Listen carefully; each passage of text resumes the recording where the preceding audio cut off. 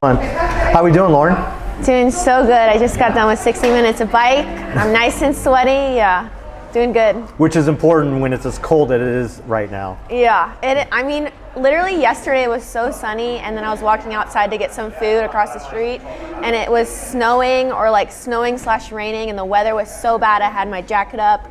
I'm like, geez, this weather changes so much. Welcome to Iceland, huh? Yeah. So this is your first trip to Iceland, huh? First trip to Iceland, and yeah, I had no idea what to expect when I got here, but it's pretty cool. It feels like I'm like, almost when I first got here, it felt like it was out of a movie. Felt like Game of Thrones or Vikings.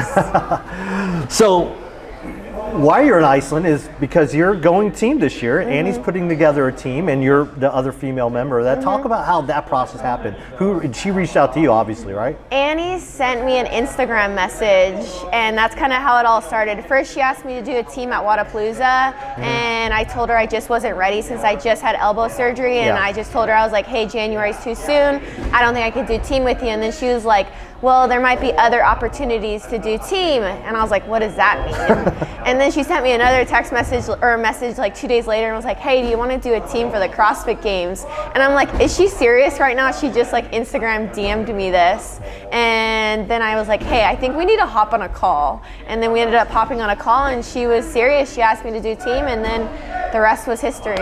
So what was your goal prior to that phone call? Was it, I mean, obviously you went back to individual last year. Yeah. Was the goal still individual, or were you looking to be on a team? The goal was definitely to go individual, so I wanted to make it back to the CrossFit Games. I feel like my season was cut a little bit short. I injured myself at West Coast Classic in that first event, and I didn't really talk about it too much, but literally that whole weekend I was in so much pain with my elbow that I couldn't even do like pull-ups or rope climbs in the warm-up area. It was like all adrenaline getting me through that event. And then I found out that I had an 8mm tear in my elbow, so I got surgery in August, and then it was just honestly road to recovery and trying to make it back to the CrossFit Games, which is something I did back in 2016 when I had ankle surgery, and I still made it back in 2017 to the games. So that was my end goal. But then Annie asked me to do team, and I was like, this sounds like a very exciting opportunity. I love adventure, I love travel. I also get the chance now to train with Annie every single day, train with Kat, and see what they're doing in Iceland. I mean, everyone wonders like what is in the Icelandic water, and so it's pretty cool to be in this environment. So you're gonna add daughter to your last name, or? Basically, so I mean, I guess I would be Lauren's Bert's daughter because my dad's name is Bert, so Bert's daughter. I guess that's how it goes. Bert's daughter. So it's a very unique team. I mean, obviously you've probably known Con from your individual days, and then you probably competing against Tola in 2019. But actually getting you all together, it seems like it's a very interesting mix of personalities. But you seem to be working really well and gelling really well. It's definitely, I think, looking from the outside, looking in, everyone's like, this is such a random team.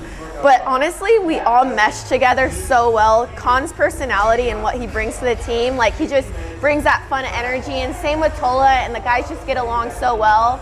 And then Annie, of course, is our captain. We call her Queen Annie sometimes. But I think just all of us together, we have fun, but we also know when to take it serious and put in the work. So it's been a lot of fun. You talked about that road to recovery, but during that road to recovery, you got to actually spend a little bit more time working on your business, GrownStrong. Talk about GrownStrong for people who don't know what GrownStrong is. Yeah, so GrownStrong is an online fitness community for women. We focus not just on building strong women physically, but mentally and emotionally. We offer 5 different fitness programs based on your time, the equipment you have access to, and I think what separates us most from other fitness programs is our amazing community. Like, we're not just focused on setting PRs in the gym, but it's like, how can we help you outside of the gym, whether it's a mom dealing with her kids, someone who's deployed. I just feel like we have women from all over the world who just support each other and want each other to be better, and it's pretty cool what we have. So yeah, that's what GrownStrong is.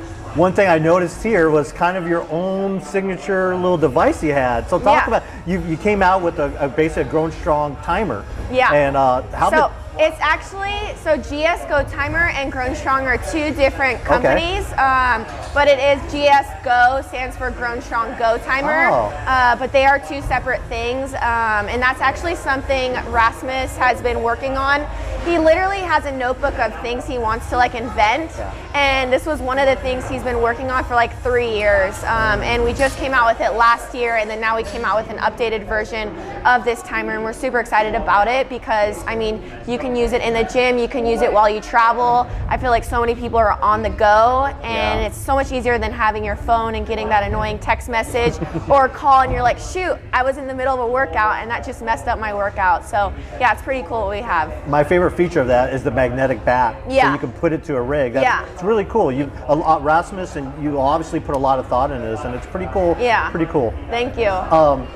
So, speaking of Rasmus, obviously, I mean, are we talking honeymoon in Iceland, or I mean, have you set a date yet for the wedding? Or? So we're finally getting married September 9th, 2022. Nice. 2 years after we were supposed to be married in September 3rd, 2020, but then COVID hit. And then we weren't able to travel because we're doing a destination wedding in Greece. So I think it's like finally happening, fingers crossed. And the funny thing is we actually want to do a honeymoon in Finland. But I'm like, I'm here in this cold place in Iceland. Why do I want a honeymoon in Finland? But we want to do one of those like Eskimo huts where you can literally see the northern lights and maybe go with the sled dogs and hot tub out in the cold. So I think that's what we'll end up doing. But yeah, September 9th this year. Nice. So if you had to sell Iceland as a destination, how sell Iceland for people to come out here and visit? I mean, I would 100% recommend Iceland to anyone. I feel like it's just so different what it has to offer. The scenery, the food, the people. I think it's a really cool, unique place, and there's so many different things, like just seeing the waterfalls like in person, how big and beautiful they are. There's nothing like it. Like I'm posting photos or videos on my Instagram stories, but it's just so different when you actually see it in person. So I definitely would recommend anyone to come out here to Iceland. So it's been great, obviously a great opportunity, and we can't wait to see you on top of that leaderboard. Thank you so much, Patrick.